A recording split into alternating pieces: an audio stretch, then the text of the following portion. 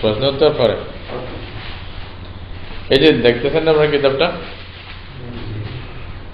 এটা দেখছেন? এটা হলো আল কিতাবুল মুকাদ্দাস, তাই না? দেখতেছেন তো না? এটা হলো মানে ওই যে ইনজিল বলতেছে অথবা বাইবেল বলতেছে অথবা পবিত্র কিতাব বাংলায় আছে। তো এটা এখানে আরবিতে অনুবাদ আর কি। তো এটার মধ্যে ফুল, হ্যাঁ, এটার মধ্যে অল বাইবেল এটার ভিতরে, মানে নিউ টেস্টামেন্ট এবং ওল্ড টেস্টামেন্ট, আর আল আহাদুল কাদিম, আল আহাদুল জাদিদ যেভাবেই বলে আর কি। আরবিতে এরকম বলবে অথবা উর্দুতে এরকম বলে, অথবা এই যে নতুন পুরাতন বলতে পারেন আপনি, হ্যাঁ, মানে মানে মানে পুরাতন আহাদনামা অথবা নতুন আহাদনামা যেভাবে যেভাবে বলতেছে এভাবে বলতে পারে। টেস্টিমেন্ট আসলে শাহাদাত আর কি, শাহাদাত, হ্যাঁ, ওই যে সাক্ষী আর কি, ওরা যারা সাক্ষী দিয়েছে আমরা বলি কি ফাইনাল টেস্টিমেন্ট হলো কোরআন, ঠিক না? এটা উল্টো বলে দরকার নেই। জি, আমরা বলে একটু শুনি, পরে ইনশাআল্লাহ কারো থাকলে পরে বলবো। এই আজকে আমরা যে মানে আলোচনাগুলি করব এখন, এটা হলো ইসলাম এবং খ্রিস্টিয়ানিটি অথবা মানে খ্রিস্টবাদ এবং ইসলাম, এই দুটার মধ্যে তুলনামূলক আলোচনা। তো তুলনামূলক আলোচনা ইসলামের সাথে কিছু জিনিস, মানে খ্রিস্ট ধর্মের কিছু আকীদা বিশ্বাস এবং কিছু চাল চলন, কিছু প্রভাবাদি, পরে ইনশাআল্লাহ আস্তে ধীরে বলবো আমি যে কোনটার কারণে কি হচ্ছে এবং এই আকীদাটা মানে যুক্তি এবং জ্ঞান সব কিছুর ভিত্তিতে কোনটা বেশি সঠিক, এবং কোরআন কি বলে এবং এই যে বাইবেল কি বলে, এবং খ্রিস্ট ধর্ম যেটা আমরা বর্তমানে পাচ্ছি বা সারা বিশ্বে যেটা খ্রিস্ট ধর্ম হিসাবে পালিত হচ্ছে, এটার সাথে আদৌ ঈসা আলাইহিস সালামের কোনো সম্পর্ক আছে কিনা, এবং ঈসা আলাইহিস সালাম সম্পর্কে কোরআন এবং বাইবেল কি বলে। যদিও বা বাইবেলের মধ্যে সব কিছু ঠিক না এবং বাইবেলের অনেক কিছু মানে বিকৃত, তারপরেও যা আছে তার থেকে বাইবেল বর্তমানে যে অবস্থায় আছে, অনুবাদ এবং আসল তো বাইবেলের কোনো হদিস নেই, তারপর বর্তমান বাইবেলের দৃষ্টিতে ঈসা আলাইহিস সালামের আমরা রূপটা কিরকম পাচ্ছি বা ঈসা আলাইহিস সালামের কি ধারণা পাচ্ছি, বাইবেল কি ধারণা দিচ্ছে আমাদের ঈসা আলাইহিস সালাম, এটা। আর খ্রিস্ট ধর্ম ঈসা আলাইহিস সালাম সম্পর্কে ঈসা আলাইহিস সালাম সম্পর্কে কি আকীদা বিশ্বাস রাখেন, এবং এই যে এগুলা সম্পর্কে জানা এটা খুব দরকার। তারা যা বিশ্বাস মানে মানুষের কাছে প্রচার করতেছে, এসব কথা কি আসলে বাইবেল স্বীকার করে কিনা, তাদের যেটা বাইবেল আছে তারাই যেটা মানে ওটাই যদি স্বীকার না করে, তাহলে আমাদের কথাটা খুব আরো মজবুত হলো যে তোমরা যা বলতেছো তোমাদের কিতাবেই তা প্রমাণ করে না, তো সুতরাং তোমাদের কথাটা যে বাতিল এখানে কোনো সন্দেহ নেই।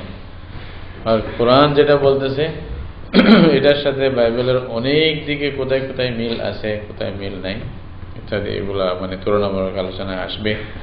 তো প্রথমে আমাদের জানতে হবে এই খ্রিস্টবাদ এই জিনিসটা কি, এবং খ্রিস্টবাদের ভিত্তি তারা যা বলতেছে তা কি, এবং তারা সব কিছুর মূলে যে জিনিসটাকে তারা মনে করতেছে যে কিতাব, আল কিতাবুল মুকাদ্দাস হিসাবে, ওই জিনিসটার ব্যাপারে বিস্তারিত জেনে তারপর আমরা খ্রিস্টবাদ কি মানে তারা এটা মানে কিভাবে প্রচার করতেছে বা কি কি বিশ্বাস মানুষের মধ্যে বিস্তারিত করতে চাচ্ছে এটার ভিত্তিতে ওটা জানবো, এবং এটার সাথে কি সম্পর্ক আছে বাস্তবের সাথে এটা জানবো।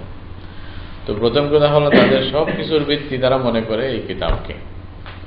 এই কিতাবের বৃত্তান্ত কি, মানে এই যে যেটা আল কিতাবুল মুকাদ্দাস বলতেছে, তো বাইবেল বলতেছে, অথবা আপনি ওই যে পবিত্র কিতাব, বাংলা ভাষায় মনে হয় পবিত্র বই, পবিত্র গ্রন্থ বাইবেল লেখা আছে, বাইবেল। অনেকে ইনজিল শরীফও লেখছে, কোথাও কোথাও কোথাও কোথাও দেখবেন যে ইনজিল শরীফ নাম দিয়া এটা বাইর করছে। এই জিনিসটা কি, এটা স্বাভাবিক, আমরা সবাই জানি বা যারা জানে না তারাও জানেন। এখানে যে কিতাব থেকে আমি কিছু বলবো এটা হলো আল্লামা রহমতুল্লাহ কিরানবী, রহমতুল্লাহ আলাইহি, উনি যে কিতাবটা লিখছিলেন আসলে ওই যে ইন্ডিয়ার একজন পাদ্রী ছিল, তার সাথে ওনার ডিভাইড ছিল আর কি, মোনাজারা ছিল। হ্যাঁ, তো বহাস মোনাজারার মধ্যে তো এরকম দাবি ছিল যদি উনি হেরে যান তাহলে উনি খ্রিস্টান হয়ে যাবেন, আর যদি সে হেরে যায় তাকে মুসলিম হতে হবে, এই শর্ত ছিল। তো উনি মাশাআল্লাহ তখন প্রয়োজন মতো যা প্রয়োজন ছিল ওদের কিতাব থেকে এটা প্রমাণ করছেন যে ওদের দাবিগুলো সব ভুল বা একটাও প্রমাণ হয় না, এবং ওদের কিতাবটা যে এটা গ্রহণযোগ্য না এটা উনি মানে বেশ ঘাটাঘাটি করে ওখান থেকে ইনজিল থেকে, বাইবেল থেকে, তওরাত থেকে বের করে ওনাকে দেখাইছিলেন। তখন সে মানে পাদ্রী হেরে গিয়ে আত্মগোপন করছে। সে ইন্ডিয়া থেকে অনেক দিন আত্মগোপন করে কোথায় পালিয়ে গেছে। কথা ছিল যে সে মুসলিম হয়ে যাবে, কাজে তার তকদিরে নেয়, হয়তো মুসলমান হয় নাই। আল্লামা রহমতুল্লাহ কিরানবী পরে, তখন ওসমানী খেলাফতের যুগ ছিল আর কি, তখন এই যে সৌদি হুকুমত আসেনি, এর আগের কথা। তখনকার যুগে ওসমানী খেলাফতের শেষের দিকে প্রায়, ওসমানী খেলাফত বুঝেন না, যে আদ-দৌলাতুল উসমানিয়া ছিল ওটা ইসলামী খেলাফতের মধ্যে কয়েকটা ভাগ আছে। একটা হলো উমাউয়ি খেলাফত, আব্বাসী খেলাফত, তারপরে ওসমানী খেলাফত। মানে প্রায় শেষের দিকে এসে কিছু লোকেরা মানে ওসমানী ও হযরত ওসমানের বংশধরদের মধ্যে কিছু লোকেরা, রাজত্বকাল না, ইসলামী খেলাফতের একটা প্রতিষ্ঠা ছিল, সব মিলে খলিফা থাকবে, সব দেশ তার আন্ডারে চলবে এরকম। তখন রাজধানী ছিল ইস্তাম্বুল, কস্তুনতুনিয়ার মধ্যে, দৌলতুল উসমানিয়া বলতো আর কি। হ্যাঁ, তুর্কি। এখনো তারা ওই দৌলত ওসমানিয়াকে আবার প্রতিষ্ঠা করার চেষ্টা করতে চায়। তখন হেরমে যারা থাকতো, হেরমের যারা আশেপাশে যারা থাকতো তাদেরকে ওরা সবাই মিলে মানে কিছু না কিছু ব্যবস্থা করত। ওসমানী খেলাফতের পক্ষ থেকেও করা হতো, এবং অনেক সময় ইন্ডিয়ার কোনো বড় বড় মানে ব্যবসায়ীরাও এদের জন্য কিছু ব্যবস্থা করত। তখন হেরম শরীফে বা মদিনা শরীফে বর্তমানে যে সুন্দর একটা নিয়ম শৃঙ্খলা দেখতেছি লেখাপড়া বা শিক্ষা দীক্ষা ইত্যাদির, তখন এরকম কিছু নিজাম ছিল না। তো উনি ইয়াতে মানে মক্কা শরীফে চলে আসলেন হিজরত করে। তখন ওইখানে একটা মাদ্রাসা প্রতিষ্ঠা করেছিলেন, ওই মাদ্রাসার নাম হলো আল মাদ্রাসাতুস সৌলতিয়া। এখনো মক্কা শরীফে মাদ্রাসাটা আছে, আর সৌলতিয়া নামে। ওই সৌলতিয়া মাদ্রাসায় উনি শিক্ষকতা করেছিলেন তখন। হ্যাঁ, রহমতুল্লাহ কিরানবী। হ্যাঁ, প্রতিষ্ঠাতা মানে ওনার আগেও কেউ ছিল, আগে থেকেই মানে মানে চলতেছে কিছুটা ফিকির আর কি। মোটমাট ওই মাদ্রাসাটা প্রতিষ্ঠা করছে উলামায়ে দেওবন্দ প্রথমে, মানে মক্কা শরীফে প্রথম এলমের ভিত্তি রাখতেছে এরাই, কিন্তু কোনো রকমের একটা সিস্টেম ছিল না। তো এই মাদ্রাসায় সৌলতিয়াতে উনি পড়াইতেন। তখন পরে মানে বাদশাহ, যখন আস্তে ধীরে বাদশাহ চেঞ্জ হচ্ছে, তো ওরা দেখলো যে ওনার মধ্যে এরকম একটা মানে গুরুত্বপূর্ণ একটা যোগ্যতা আছে। তখন ওনাকে বলা হলো যে আপনি মানে এ বিষয়ে খ্রিস্টানিটির ব্যাপারে মানে খ্রিস্ট ধর্মের ব্যাপারে আরো বেশি ভালোভাবে মোতালা করে দেখাশোনা করে এই একটা কিতাবের মধ্যে আমাদের পেশ করেন কিতাব আকারে। তো উনি সব কিছু কাটাকাটি করে এজাহারুল হক নামে এই কিতাবটা লেখছেন। ওই কিতাবটা তখন ওদের কাছে পেশ করা হয়েছে, মানে তাদের সব কিছু তুলে ধরা হয়েছে। তো এটা তখনকার যুগে খ্রিস্টানরা কোনো উত্তর দিতে পারে না এই কিতাবটা, বরং বলতে হলে এখনো পর্যন্ত এই কিতাবের কোনো উত্তর তারা দিতে পারে না। এই কিতাবটা মানে বেশ অনেক ভাষায় অনুবাদ হয়েছে। এই কিতাবের কারণে ওনাকে ওই যে তখনকার সুলতান, সৌদি আরবের পরের আর কি রাজারা ওনাকে খুব সম্মান করছে, ওনাকে মানে এটা অ্যাওয়ার্ড দিছে এই কিতাবের জন্য, এজাহারুল হক এই কিতাবের জন্য। তো উনি নিজের একজন মানে মাদ্রাসার হুজুর হিসাবে যা কাজ করার নিজের কাজ করে ফেলছে। আল্লাহ তাআলা যার কাজ নেওয়ার দরকার কাজ নিয়ে ফেলছেন। তো কিতাবের মধ্যে এই কিতাবটাই পরে দেখা গেছে মানে সারা বিশ্বের মধ্যে মানে খ্রিস্টবাদের বিরুদ্ধে যদি কেউ কিছু বলতে গেছে তো কোনো না কোনো ক্ষেত্রে এই কিতাব থেকে ওনাকে সহযোগিতা নিতে হয়েছে। এই রহমতুল্লাহ কিরানবীর কিতাব এজাহারুল হক এই কিতাব থেকে। তো বিশেষভাবে বর্তমান বিশ্বের মধ্যে যেটা সবচেয়ে প্রসিদ্ধ ব্যক্তি আহমদ দিদাত, শেখ আহমদ দিদাত রহমতুল্লাহ আলাইহি, উনি খ্রিস্টানদের সাথে মুনাজারা এবং ডিবেটের মধ্যে মানে তাদের বহস মুনাজারার জন্য উনি সবচেয়ে ছিলেন, প্রসিদ্ধ ব্যক্তি। তো উনি ওনার নিজের বিভিন্ন ইয়ার মধ্যে লেখছে, বইয়ের মধ্যে, যে আমি যখন প্রথম শুরু করলাম একজনের সাথে একটা মুনাজারা হবে, ডিবেট হবে, তখন আমি নিজেই চিন্তায় ছিলাম যে কোথায় পাবো, আসল মাল মেটার তো কিছু লাগবে আমার, তাকে বলতে হলে কিছু তো বলতে হবে, কি বলবো। তখন বলছে আমি খুব চিন্তায় ছিলাম, তো একজন লোক আমাকে বললো যে আমার কিছু পুরানা বই আছে, ওগুলো তোমার লাগলে নিতে পারো। তো গিয়া দেখলাম যখন একেবারে পুরাতন বই, উপরে ধুল টুল পরে আছে। তো যখন খুললাম দেখলাম যে মানে ইংলিশ অনুবাদ আর কি, এটা এজাহারুল হক। বলছে এই কিতাবটা পেয়ে আমি যেন বিরাট স্বর্ণের খনি পাইলাম মনে হলো, যে আমার সব তো এখানেই আছে। বলছে ওইটার উপরেই আমি শুরু করলাম, এইটার উপর আস্তে আস্তে আস্তে আস্তে করতে একটা কিতাবে ওনাকে আরো 10টা কিতাবের মানে দিছে, রাস্তা দেখাইছে। এভাবে কথা বলতে বলতে বলতে বলতে ওনার জেহেন মানে তাদের অনেক তেজ হয়ে গেছে, তারপরে সারা বিশ্বের মধ্যে প্রসিদ্ধ হয়ে গেছে, আপনারা জানেন। তো এই কিতাব থেকেই মানে আল কিতাবুল মুকাদ্দাস সম্পর্কে, তাদের বাইবেল সম্পর্কে উনি যে থিসিস করছেন, অথবা যেটা ওনার চিন্তা ভাবনা, যেটা ওনার গবেষণা যেটা পেশ করছেন, ওটাকেই সংক্ষিপ্তভাবে বলবো। এর সাথে আরো বেশ কিছু কিতাব থেকে বা বর্তমান যেগুলো প্রচলিত তাদের কাছে, ওগুলো থেকে ইনশাআল্লাহ কিছু কোট করে বলার চেষ্টা করবো আর কি, আপনাদের এটা যেন একজন ভালো করে জানতে পারে যে আসলে খ্রিস্টবাদ জিনিসটা কি, এবং এটার সাথে ইসলামের তুলনা করতে গেলে আমাদের মানে কি বুঝতে হবে, তাই না? তো প্রথম কথা হলো, এই কিতাব যেটা আল কিতাবুল মুকাদ্দাস বলতেছে, পবিত্র গ্রন্থ, পবিত্র বাইবেল অথবা ইনজিল শরীফ বলেন, যেটাই বলেন, বা যারা বিভিন্ন নামে প্রচার করতেছে অনেক সময় বিভিন্ন দেশে, তো পৃথিবীর সব দেশের মধ্যে এরা প্রচার করে। মানে শুধু বাইবেল বিভিন্ন ভাষায় প্রচার করার জন্য এরা মানে কোটি কোটি মানে ডলার এরা খরচ করতেছে। আমেরিকার প্রায় মানে বিশেষ বাজেট আছে এটার জন্য, মানে ঘরে ঘরে বাইবেল পৌঁছায় দাও, এটা তাদের ফিকির।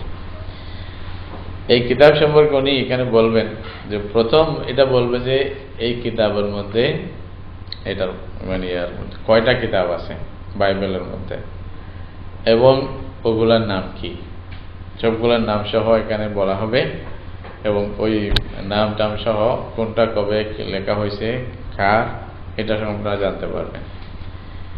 দ্বিতীয় কথা যেটা আসবে এটা হলো, এই সমস্ত যা লেখছে আর কি, এগুলোর একটাও এরকম মানে গ্রহণযোগ্য কোনো সনদ বা সূত্র, যুগসূত্র কোনো নবীর সাথে এটা কোনো মানে গ্রহণযোগ্যতা আছে বলে এরকম কোনো প্রমাণ এই সমস্ত কিতাবের কোনো একটার জন্য পাওয়া যায় না, এটাও বলা হবে। কেমনে, এটা পরে আসতেছে। তারপরে পরে বলবে যে এই কিতাবগুলোর মধ্যে ভুল এবং বিকৃতি এত যে বেশি, এটা আপনি কিতাব মিলাইলেই বুঝবেন। হ্যাঁ, এবং এই যে অনেক মানে কিতাব যেগুলো দুনো মানে ওল্ড এবং মানে নিউ দুটোটার মধ্যে আর কি, নতুন পুরাতন দুটোটার মধ্যেই অনেক ধরনের মানে ভুল ভ্রান্তি এবং বিকৃতি বা নিজের থেকে মিথ্যা কথা বলে দেওয়া এটা আছে, যে এটাও আপনারা প্রমাণ পাবেন। তো প্রথম যেটা বলবো এটা হলো, এই খ্রিস্টানরা তাদের যে কিতাব এটাকে প্রথমে দুই ভাগে ভাগ করে। বলছে আল কিসমুল আউয়াল, প্রথম কিতাব এটা মনে করে কি, এই সমস্ত কিতাবগুলো মানে ঈসা আলাইহিস সালামের পূর্বে যত নবীরা এসেছেন, আদম আলাইহিস সালাম থেকে নিয়ে ঈসা আলাইহিস সালামের আগ পর্যন্ত যতটা নবীরা এসেছেন, নবীদের মাধ্যমে এই কিতাবগুলো লেখা হয়েছে, এটা তাদের দাবি। কাদের? খ্রিস্টানদের প্রথম কিতাব সম্পর্কে। এটাকে তারা আল আহদুল আতিক অথবা আল আহদুল কদিম অথবা ওল্ড টেস্টামেন্ট অথবা কেউ কেউ তাওরাত, মানে ওটার মধ্যে একটা তাওরাতও আছে আর কি। তো সব কিছু মিলে আল আহদুল কদিম বলে, এটা পুরাতন জমানার মানে এটা বই, বা সব কিতাবগুলো এখানে জমা আছে, তাদের আকীদা বিশ্বাস এটাই। দ্বিতীয় ভাগ তাদের দ্বারা যেটা মনে করে, এটা মনে করে কি ঈসা আলাইহিস সালামের পরে এটা ইলহামের মাধ্যমে, আল্লাহর পক্ষ থেকে ইলহাম আসছে তাদের কাছে, তারাই এই কিতাবটা লিখছে। এদের দাবি এটাই যে ঈসা আলাইহিস সালামের পরে লেখা হয়েছে। এগুলাকে এরা আল আহদুল জাদীদ বলে। তাহলে ঈসা আলাইহিস সালামই মেইন কেন্দ্রবিন্দু তাদের বাইবেলকে বোঝার জন্য। ঈসা আলাইহিস সালামের আগে যা ছিল সব এরা মনে করছে নবীদের মাধ্যমে লেখা হয়েছে, এটা তাদের দাবি। ওইটাকে আল আহদুল কাদিম বলতেছে, হ্যাঁ, পুরাতন ভাগ। আর ঈসা আলাইহিস সালামের পরে যা লেখা হয়েছে ওগুলা বলছে যে ওটা এলহামের মাধ্যমে আল্লাহ এলহাম করছে মানুষকে, মানে মানুষের অন্তরে ডালছে, পুরা তারপরে লেখছে। এবং ঈসা আলাইহিস সালামের পরে যা লেখা হয়েছে, যা মানে বিভিন্ন লোকদের মাধ্যমে, ওইটাকে আল আহদুল জাদীদ বলতেছে। তাহলে ফুল মানে বাইবেল, যেটা কিতাবে মুকদ্দাস বলেন, বাইবেল বলেন, এটা তাদের কাছে দুই ভাগ, আল আহদুল কাদিম, আল আহদুল আতিক, আরেকটা হলো আল আহদুল জাদীদ, নতুন। তাহলে একটা হলো ওল্ড টেস্টামেন্ট, পুরাতন ভাগ, আরেকটা হলো নতুন ভাগ। এখন পুরাতন ভাগ যেটা, ওটার মধ্যে আদম থেকে ঈসার আগ পর্যন্ত সব নবীদের সব কিতাব আছে বলে তাদের দাবি, যা যা আছে আর কি। ওইখানে তওরাতও আছে, মুসা আলাইহিস সালামের তওরাত সহ। এর পরে যেটা আসতেছে, ঈসা আলাইহিস সালামের পরে যারা লিখছেন, এদের মধ্যে এখানে হয়তো তারা বলবে যে ইনজিলও এখানে আছে, ঈসা আলাইহিস সালামের উপর যা নাযিল হয়েছিল। কিন্তু এরা অন্য মানুষের কাছে এলহামের মাধ্যমে লেখা হয়েছে, এটাই তাদের দাবি। দুটোটাই। এলহাম মানে আল্লাহর পক্ষ থেকে কাউকে জানিয়ে দেওয়া, যেমন ওয়াহি বলা হয় না, ওয়াহির মতো এরকম বলতেছে। তো এরা দুটোটাকেই, পুরাতন নিয়ম, নতুন নিয়ম, দুটোটাকে মিলে এরা একটা শব্দ বলে বাইবেল, যেটা বাইবেল বলতেছি না, এই বাইবেল এটা তাদের কাছে খুব প্রসিদ্ধ, পবিত্র বাইবেল বলবে। এই বাইবেলটা হলো ইউনানি শব্দ, এটার অর্থ হলো কিতাব। তো কিন্তু তারা আসল কিতাবের উপরে, এই যে দেখুন আল কিতাবুল মুকদ্দাস লেখছে না, এটাই সবাই মানে এটাই বেশি লেখে, আল কিতাবুল মুকদ্দাস, এটাই লিখবে প্রায় জায়গাতেই, মানে পবিত্র গ্রন্থ। এটা দেখ পবিত্র পবিত্র পবিত্র, হ্যাঁ, আসমানি কিতাব তো বলবেই, এটা দাবি তো আছেই। তো এখন আহদে কদিম, তাহলে আমরা দুইটা পাইলাম, বাইবেলকে দুই ভাগে ভাগ, পুরাতন নিয়ম এবং নতুন নিয়ম। পুরাতন নিয়মের মধ্যে বাইবেলের তাদের কিতাবে মুকদ্দাস হিসাবে বাইবেলের মধ্যে কতগুলি কিতাব আছে, ওইটা এখানে বলতে সিফরান, কয়টা? 39টি কিতাব, 39টি মানে অথবা বিভিন্ন সময়ের কিছু সহিফা বলেন অথবা মানে কিতাব ছা, এগুলো মিলে আহদে কদিম হয়েছে। ওইখানের মধ্যে প্রথম নম্বর যেটা আসছে সিফরুত তাকওয়িন অর্থাৎ সিফরুল খালিকা, এটা হলো সৃষ্টি কিভাবে হলো, মানুষ কিভাবে সৃষ্টি হলো না হলো ইত্যাদি এগুলা। তারপরে সিফরুল খুরুজ আছে, জানি জান্নাত থেকে কিভাবে বের হলো। সিফরুল আহবার আছে, লাউইয়িন বলতেছে। সিফরুল আদাদ, সিফরুল তাসনিয়া, এই যে পাঁচটা আছে না, এই পাঁচটাকে এরা মানে পাঁচটা কিতাব, এটাকে এরা বলে আসফারু মুসা আল খামসা। মুসা আলাইহিস সালামের আসফার বলে, ইয়াহমিলু আসফারান আছে না এরকম। তো এইটাকে ইব্রি ভাষায় তারা তওরাতও বলে। তাহলে তওরাতের মানে মূল হলো পাঁচটা, সিফরুল তাকওয়িন, সিফরুল খুরুজ, সিফরুল আখবার, তারপরে যে সিফরুল আদাদ, সিফরুল তাসনিয়া, এই পাঁচটা মিলে মুসা আলাইহিস সালামের তওরাত। এটা তাহলে আহদে কদিমের মধ্যে, পুরাতন নিয়মের মধ্যে এটা আছে। তারপরে এই পাঁচটা ছাড়া তাহলে বাকি আর কয়টা হয়? 39-এর মধ্যে আরো 34 না, ওগুলোর নাম শোনেন খালি।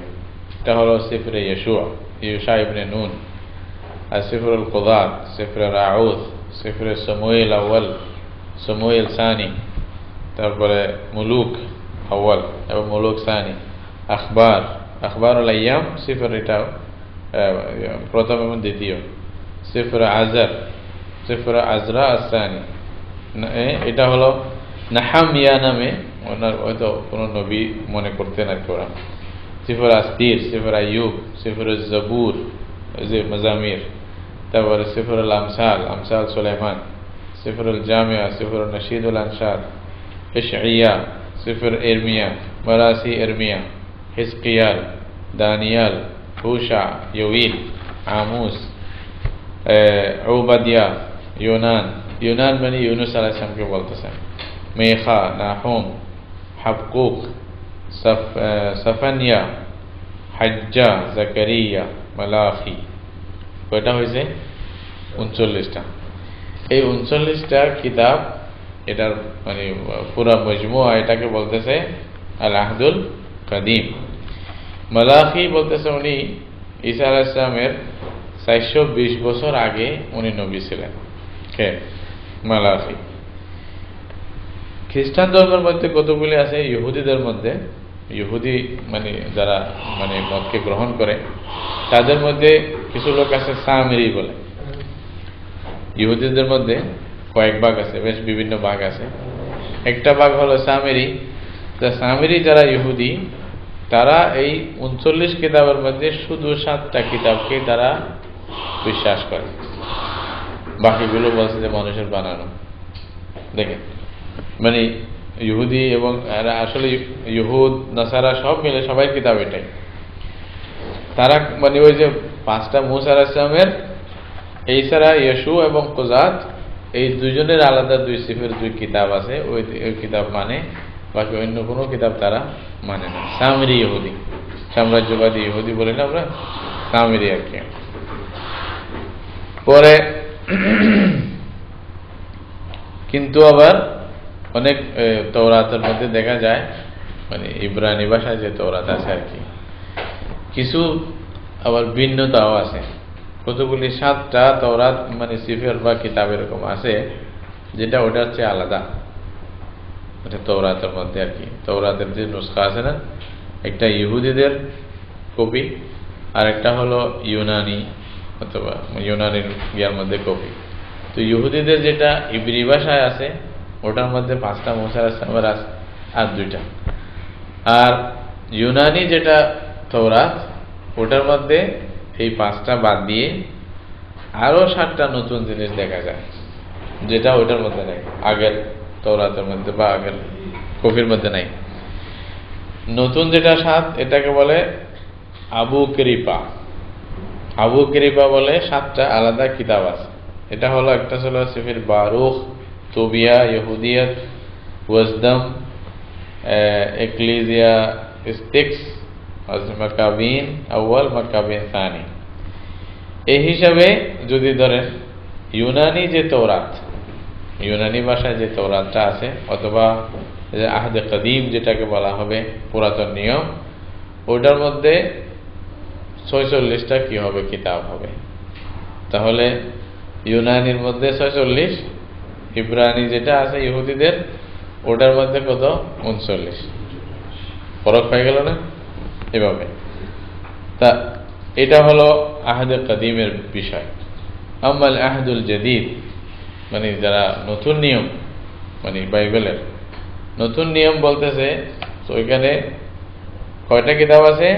27 সিফরা। এখানে কয়টা? 27টা। এইখানে ঈসা আলাইহিস সালামের ইনজিলের কোনো কথা নাই, বুঝছেন? কোথাও নাই ঈসা আলাইহিস সালামের ইনজিল যে ছিল বলে এরকম কোনো দেখবেন না। দেখেন কি কি ছিল। প্রথম 4টা খুব প্রসিদ্ধ, 4টা, ওটা কি? ইনজিল আর কি, এটাকে আনাজিল আর বা বলে। ইনজিলে মত্তা, মারকুস, লুকা, ইউহান্না, তাই না? ভাষার মধ্যে, বাংলা ভাষা এর মধ্যে পার্থক্য থাকে। তো মরকু বলবে, মেথিও বলবে, লোক বলবে, জোন বলবে, ওরা ইংলিশের মধ্যে ইউহান্নাকে জোন বলে, তাই না? তো ইনজিল যে শব্দটা, এই 4টা মধ্যেই শুধু ইনজিল শব্দ বলবে, বাকি অন্যগুলাকে ইনজিল বলা হয় না। এই চারটাকেই বলে ইনজিল, এবং একসাথে এই চারটাকে বলে আনাজিলুল আরবা, মানে 4 ইনজিল। তো আসলে এই শব্দটাও আরবি বানানো হয়েছে ইনজিলটা, এটা বলছে ইউনানি ভাষার মধ্যে এনকেলিউস বলতেছে, এনকেলিউস এটাকে ইনজিল বানানো হয়েছে আর কি। তো কিপ্তি ভাষা যেটা মানে যে ইহুদিদের মধ্যে ছিল, ওটার মধ্যে ইনকেলিউন বলতো, ইনকেলিউন অথবা ইনকেলিউস, ইনকেলিউন অথবা ইনকেলিউন, ইনকেলিউস ইনকেলিউন, এটার অর্থ হলো আল বিশারা ওয়া তালিম ওয়াল খবরুস সা, সুসংবাদ, শিক্ষা, অথবা আপনি খবরে সার মানে সুসংবাদ বলতে পারেন, খুশির সংবাদ, এটা বলতে পারেন। কিন্তু এখন আমভাবে এই মানে তখনকার যুগে এই চারটাকেই শুধু ইনজিল বলতো, বাকিগুলাকে ইনজিল বলা হতো না। কিন্তু বর্তমানে এরা আরো নতুনভাবে এটাকে অ্যানালাইসিস করে অথবা নতুনত্ব নিয়ে আসার উদ্দেশ্যে আহাদে জদিদ, নতুন নিয়মের যতগুলি বই আছে সবগুলোর উপরেই ইনজিল শব্দটা ব্যবহার করে। অনেক সময় ইনজিল শরীফ এরকম বলেও অনেক সময় এরা মানে প্রচার করে, আল ইনজিল এরকম বলে। তো ইনজিলের সাথে যেগুলা লাগানো হয়েছে অন্য বই, এটা দেখেন। প্রথমে ইনজিল যেটা, এটার অবস্থাও দেখবেন যে 4টা ইনজিল, এটা একটা না, এটা ইনজিল মাত্তা, মারকুস, লোকা, ইউহান্না, এই 4 জন। এখানে আরো কিছু ইনজিল আছে যেটার কথা এখানে আসে নাই, বর্নাবাস বলে একজন ছিল, ওইটা পরে আসবে, কথা বলবো। এই 4টার সাথে 27-এর মধ্যে আরো কয়টা থাকে? 23টা না? আচ্ছা, মানে 23টা মিলে 27টা হবে। তাহলে দেখেন কি কি কয়টা হয়। একটা হলো সফরে আমালুর রসুল, এটা এব্রিক্সিস নাকি নামে এরকম, মানে রসুলদের কাজ। রিসালাতু পুলিশ আর কি, মানে এই সবচেয়ে বড় মানে লোক ইয়ার মধ্যে, ওই পল বলে না, জন পল। তো ওর মানে যে সমস্ত চিঠিগুলো ছিল ওইটাই খ্রিস্টানদের সবচেয়ে বড় জিনিস, মানে এটার উপরে ভিত্তি তাদের দ্বীনের এবং আকীদা বিশ্বাস সবকিছুর মধ্যে। তো 1 নম্বর পুলিশ আহলে রোমিয়া, তাদের কাছে পাঠাইছে। কোরিন্থীয়দের কাছে একটা চিঠি পাঠাইছে, আবার দ্বিতীয় চিঠি পাঠাইছে। গলাতিয়াদের কাছে একটা চিঠি পাঠাইছে, আফসুসার কাছে একটি চিঠি পাঠাইছে। আহলে ফিলিপ্পি, ফিলিপ্পিদের কাছে পাঠাইছে। কুলুসীদের কাছে পাঠাইছে। তাসালুনিকি এদের কাছে পাঠাইছে। থিমোসাউস এদের কাছে প্রথম দ্বিতীয় 2টা চিঠি পাঠাইছে। এক একটা আলাদা আলাদা কিতাব স্থান পাইছে। তারপর তিতুস, ফিলিমন, ইব্রানিয়িন, পুলিশ, তারপরে রিসালাত ইয়াকুব, পিটার্স আছে না, প্রথম দ্বিতীয় তার চিঠি। তারপরে জনের চিঠি 3টা, ইহুদার চিঠি, তারপরে ইউহান্নার কতগুলি স্বপ্ন। তারপর এসব মিলে মানে 27টা বই। এই 27টা মানে কিতাবকে বলতেছে আল আহাদুল জদিদ। তাহলে আমরা আহাদে কদিমের মধ্যে পাইলাম কয়টা? 39টা, বা আরেক কপি হিসাবে 44টা। আর আহাদে জদিদের মধ্যে পাইলাম 27টা। এইখানে 4টা ইনজিল আলাদা, বাকি অন্যগুলা যা লাগাইছে ওইটার সাথে। তাহলে এই যে মজমু বাইবেলের নাসারাদের কাছে, খ্রিস্টানদের কাছে যা হবে, আহাদে কদিমের মধ্যে মানে 39, আহাদে জদিদের মধ্যে 27। তো 27 আর 39 মিলে কত হয়? 64, ঠিক না? এটা হলো ইব্রানি তওরাত হিসাবে। আর যদি তওরাত ইউনানিটা নেন, যেটা 46 বলছিলাম, ওইটা হিসাবে 73টা কিতাব হবে। তাহলে প্রথমে তো এটাই ঠিক করা দরকার কি আসলে 73টা নাকি 46টা? 64টা। দেখেন, তো উনি বলতেছেন কদিন আকাদা মাজমাউন লিউলামা আন-নাসারা বিআমরি সুলতান কনস্টান্টিন আল-আউয়াল। প্রায় ঈসা আলাইহিস সালামের 325 বছর পরে, 325 বছর পরে, মানে ঈসা আলাইহিস সালাম জন্ম হওয়ার আর কি মিলাদিতে 325 ইংরেজিতে, নাইস শহরে, এটা ইয়ার আর কি মানে ওই কুস্তুনতুনিয়ার প্রথম যে রাজা ছিলেন তখনকার যুগের আর কি, উনি বললেন যে আলেমদের খ্রিস্টানের যত ওলামা আছে সবাইকে ডাকো এবং একটা বৈঠক করো এবং আলেমদের একটা মানে মজমা মানে আলেমদের একটা পরিষদ বানাও। এরা এখন চিন্তা ভাবনা করবে যে সমস্ত কিতাব সম্পর্কে সন্দেহ ওই কিতাবগুলো কি করা যায়, এটা নিয়ে প্রথম একটা বৈঠক হয়েছে। এটা কোন সনে? 325 খ্রিস্টাব্দে। 325 খ্রিস্টাব্দে এরকম একটা কুস্তুনতুনিয়ার প্রথম রাজা যে ছিলেন মানে তারা মানে খ্রিস্টানদের সমস্ত আলেমদেরকে ডেকে একটা পরিষদ বানাইছে। মানে এই যে কোন কিতাব, যে কিতাব সম্পর্কে সন্দেহ আছে ওই কিতাবগুলো কি করা যায়, এই কিতাবগুলো সম্পর্কে কোন একটা ফয়সালা, একটা মীমাংসা দিতে হবে। ফাহাকামা হাযাল মাজমা বা'দাল মুশাওয়ারাতি ওয়াত তাহকিক। তো এরা এই পরিষদের যেটা ফয়সালা ছিল, মীমাংসা ছিল, ওরা বলছে অনেক চিন্তা ভাবনার পরে এরা ঠিক করছে যে কি ইহুদিয়তের যে কিতাবগুলো এটা মানতে হবে, এটা অবশ্যই মানতে হবে, এবং ওইখান থেকে 14টা কিতাব এরা অস্বীকার করছে, বলছে যে এটা মানা যাবে না। এটা মানে প্রথম মানে বৈঠক তাদের মানে খ্রিস্টানদের আলেমদের প্রথম বৈঠক। এটা হচ্ছে ঈসা আলাইহিস সালামের 325 বছর পরে, 325 বছর পরে আলেমদের খ্রিস্টান আলেমদের প্রথম বৈঠক। ওই বৈঠকে এরা তাওরাতের 14টা কিতাবকে অস্বীকার করলো, বাকিগুলা এরা স্বীকৃতি দিল, এগুলো ঠিক আছে। কোন কোনটা তারা মানে নাই এটা এখানে লিস্ট আছে, মানে সফর আস্তির, ইয়াকুব, পত্রুস, ইউহান্না, দ্বিতীয় তৃতীয়, ইহুদা, পৌলিস, তারপরে ওয়ারজাম, তৌবিয়া, বারুখ, একেলেজিয়া, স্টিক্স, মাকাবিন, আউয়াল, সানি, মুশাহাদাত, এই 14টা কিতাব এরা অস্বীকার করলো, বলতে এগুলো হবে না। তাহলে এখান থেকে বোঝা যায় মানে মানে এটা আপনি যদি দেখেন তাহলে তাদের একটা কিতাব আছে, জেরোম নামে একজন মানে বড় দার্শনিক আছে খ্রিস্টানদের। সে 420 খ্রিস্টাব্দে, 420-এর মধ্যে সে মারা গেছে। সে এই ঘটনাটি পুরা লেখছে, মানে কোথায় আলেমরা বসছে, কিভাবে কোন কোনটা কিতাব বাদ দিছে। তার একটা কিতাব আছে সফরে ইহুদিয়তিটার মধ্যে।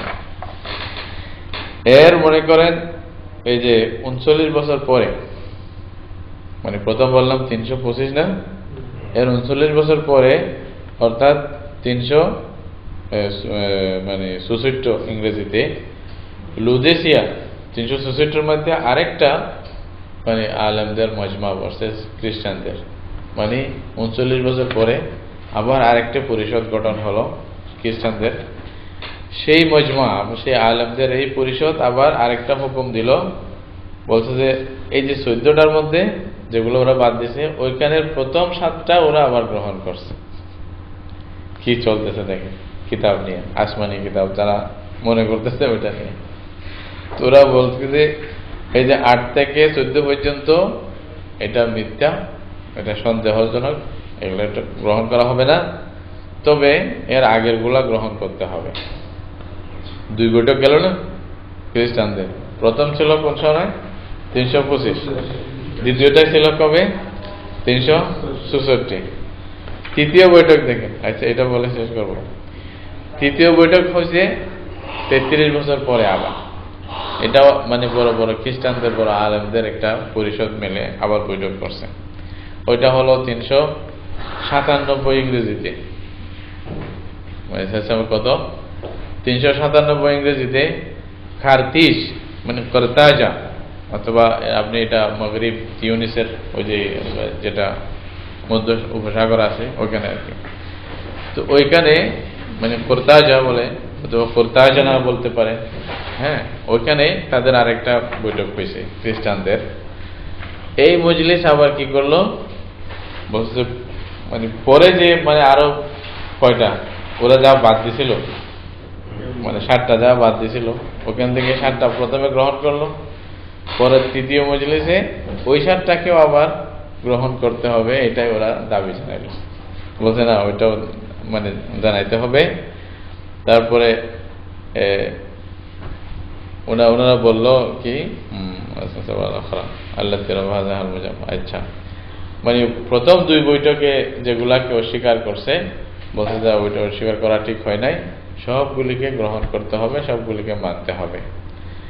তারপরে আগের যতগুলি সন্দেহযুক্ত ছিল, মিথ্যা ছিল, সবগুলি অবশ্যই মানতে হবে। সমস্ত জমহুরে নাসারা যারা ছিল সবাই বলতে না সবগুলি ঠিক আছে। এইভাবে প্রায় বলতেছে 1200 বছর চলে গেছে এই অবস্থার উপরে। তাহলে সবাই মিথ্যা মানতেই ছিল। তাহলে তাদের মোটমাট 325 একটা বৈঠক হয়েছে এবং 364তে একটা বৈঠক হয়েছে, তারপর একটা 397তে। 3 বৈঠকের অবস্থা হলো, প্রথম বৈঠকে 14টা বাদ দিল, দ্বিতীয় বৈঠকে আবার প্রথম 7টা ঠিক করলো, তৃতীয় বৈঠকে আবার কি করলো যে যেগুলা বাদ দিছে ওগুলোও ঠিক আছে। পরের বৈঠকে আসিয়া পরে বললো যে না, যা আছে সব ঠিক আছে, এখন যা মিথ্যা বলছে এগুলো মিথ্যা না, তো সবগুলি মানতে হবে। এমনকি মানে প্রায় 12 শতাব্দী চলে গেছে এটার অবস্থা। 12 শতাব্দী মানে 1600 শতাব্দী যেটা আছে না, ওটার মধ্যখানে প্রোটেস্ট্যান্ট একটা মানে তাদের ফেরকা আছে, প্রোটেস্ট্যান্ট আর কি। তো ওইটাই এই ফেরকাটা প্রকাশ পাইছে, আত্মপ্রকাশ করছে। তো এরা আসিয়া ইহুদিদের যেগুলো ছিল ওগুলা বেশ কয়েকটা আবার বাদ দিছে, বলছে ইহুদিদের এগুলো আমরা মানব না, বুঝছেন? তো ওখানে কতগুলির মধ্যে মনে করেন তাদের মন মতে আর কি কিছু বাপ, কিছু পরিষদ মানে কিছু পরিচ্ছেদ গ্রহণ করলো, আর কিছুগুলিকে অস্বীকার করলো। এবং এরা বলো কতগুলি দাবি করছে, মানে তাদের দাবি কি ছিল, কতগুলি তারা মানে বাদ দিছে। কারণ বলতেছে কি, বলছে এই সমস্ত কিতাবের আসল ইব্রানি যেটা মানে ভাষা, এটা পাওয়া যাচ্ছে না তখনকার। তারা বলছে দাবি ছিল এটি, এবং যা বর্তমানে আছে এটা শুধু অনুবাদ, অনুবাদের উপর আমরা বিশ্বাস করতে পারি না, তারা নিজেরাই বলতেছিল। তারপর আরেকটা কথা হলো কি, ইব্রানি ইহুদি যারা, তারা এটাকে স্বীকার করে না, এটা আরেকটা তাদের দাবি। এরকম ভাবে জেরোম যে বলছে, জেরোম নিজে বলছে কি, হাদিল আসফার লাইসাত কাফিয়া লিতাকরির আল মাসাইল আদ-দীনিয়া ওয়া ইসবাতিহা। বলছে এই সমস্ত কিতাব যা আসমানি কিতাব বলা হচ্ছে, এগুলা ধর্মীয় বিষয়াদি প্রতিষ্ঠা করার জন্য বা এটা প্রমাণ করার জন্য যথেষ্ট না, এই জন্য ওরা গ্রহণ করবে না, মানবে না। তারপরে কল্লুস নামে তাদের আরেক পণ্ডিত, সে বলল কি, এই সমস্ত কিছু লা তুকরাউ ফি কুল্লি মাওদি'ইন মিনহা, এগুলা সব জায়গায় পড়ার মতো কোনোগুলি বই নয়। মানে এমন কিছু বিষয় আছে যেগুলো সব জায়গায় পড়াও ঠিক হয় না। এটা পরে জানবেন যে কি আছে এখানে, কি দুষ্টামি, মানে অনেক কিছু। তো বারহাল এখান থেকে মানে দেখতে পারেন যে অনেক মানে কিতাবটা যেটা তাদের লোকদের মানে অনেকেই হাজার হাজার লোকেরা যুগ যুগ ধরে অস্বীকার করে আসতেছে যে এই কিতাবের এই সমস্ত বিষয় ঠিক না, এই বিষয় ঠিক না, মানে ওরা নিজেরাই মানে করতেছে।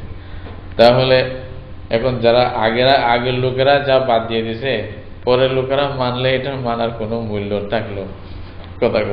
তাদের যে ইতিহাস, তাদের ইতিহাস মতেই এটা বুঝে আসে যে তাদের কিতাবের কোনো অস্তিত্ব বা আসলে মানে গ্রহণযোগ্যতা এর মধ্যে কিছুই নেই। তো মোটমাট আজকে আমরা সংক্ষিপ্ত আলোচনা এটাই বুঝলাম যে কিতাবে মুকদ্দাসের উপরে কি চলছে, এই কিতাবের মধ্যে কি কি আছে, এবং এগুলাকে নিয়ে যুগ যুগ ধরে এখানে কমানো বাড়ানো, বেশ করা কম করা, কি করা হয়েছে, সংক্ষিপ্ত কিছু জানলাম আর কি। তো সামনে ইনশাআল্লাহ আগামী ক্লাসে মানে এটা বলবো যে এদের কিতাবের মধ্যে কোনো মৌলিক ভিত্তি নেই, ভিত্তি ছাড়া যা দাবি করতেছে এলহামি বলে, আসমানি বলে, এটার কোনো মূল ভিত্তি এটা এখনো দেখাইতে পারে নাই, পারবেও না। তাহলে যেটার কোনো ভিত্তি নেই এটা আসমানি কিতাব হবে কেমনে? যে এলহাম বলতেছে এটাও নেই। এরপরে আপনারা দেখতে পারবেন যে তার সাথে এই সমস্ত কিতাবে যে সমস্ত ভুল ভ্রান্তি আছে, এগুলো দেখলেই আপনি নিজেই প্রমাণ করতে পারবেন, বুঝতে পারবেন যে এটা আসমানি কিতাব কোনোদিন হতেই পারে না, বা এভাবে আল্লাহর কালাম হতে পারে না। তা আজকে এতটুকু থাক, ইনশাআল্লাহ খ্রিস্টবাদ সম্পর্কে জানাতে আল্লাহ আমার মনে হচ্ছে যে জি।